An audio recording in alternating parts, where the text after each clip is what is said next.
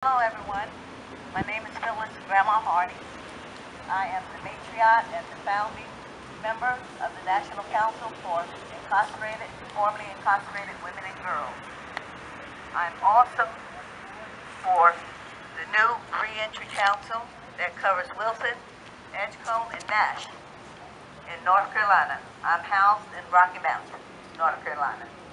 I have a letter here that I want to read to you that is addressed to our governor, Governor Roy Asbury Cooper III. And I hope everyone will listen to this letter and support us in all that we are doing to bring awareness to this bad situation that's in our state with the incarcerated population.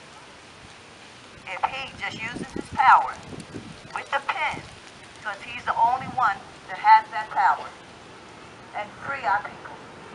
And that's what it's about. Free them. Free all of them. This is what it's about. We are writing to you on behalf of a broad coalition of North Carolinians, calling for justice, fairness, and second chances for people incarcerated in our state prisons, especially black people and other people of color.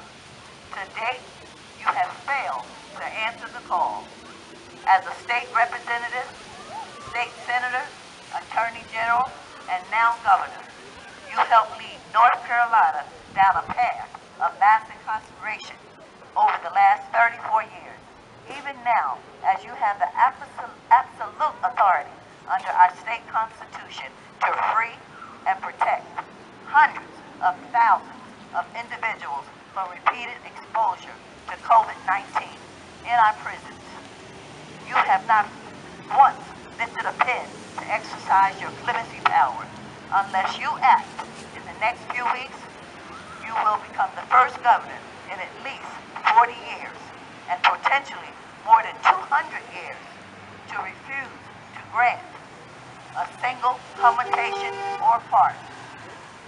We stand vigil in solidarity with more than 30,000 mostly black people currently incarcerated in state prisons across North Carolina. Over 58 days, we will uplift the names, faces, families, carceral individuals, and cries for help of people currently in state prisons. We will also memorialize the individuals who have died from COVID-19 in state custody. People like Beatrice Brown, who entered the Raleigh Correctional Center for women at the age of 27 in 1977 and was among the first individuals in state prisons to lose her life to COVID-19. Faye was so much more to her family, friends, and our community than the nameless offender in her late 60s, whose death was announced in a May 6th press release.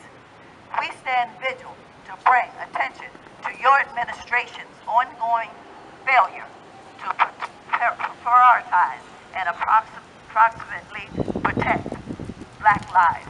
Indeed, our lives, any lives incarcerated in the state prison from COVID-19. Nothing short of a humanitarian and public health disaster has been unfolded in many state prisons for months.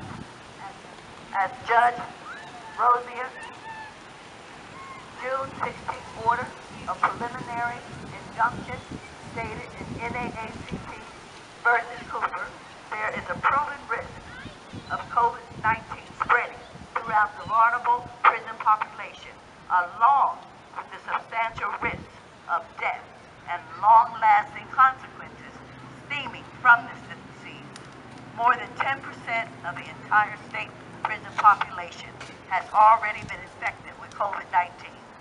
Several facilities have positive rates well above that threshold, with the highest rates of infection in Lumberton Correctional, 32%, Albemarle Correctional, 47%, and Neuse Correctional, 62%. At least 17 people in state prisons have died due to COVID-19. In these dire circumstances, your failure to act decisively to fully protect people who are in state custody and have little, if any, ability to protect themselves, indefensible. We stand vigil to highlight your long-term support of North Carolina's racist and destructive criminal legal system. We believe that your inactions and failure to address mass incarceration as governor amounts to complicity in upholding this inequitable and unfair system. In recent months, you have been clear that people more important than property, and Black lives do matter. We must trust that you sincerely believe in the value of our lives, including people in prison who are mostly Black men. It is past time to put those beliefs into action as our state's governor and to end mass incarceration and adequately protect people in prison from COVID-19. We stand vigil to communicate and amplify your calls, our calls for reform and relief over social media. If you want to support us, go to facebook.com/decarcerate. Now, North Carolina.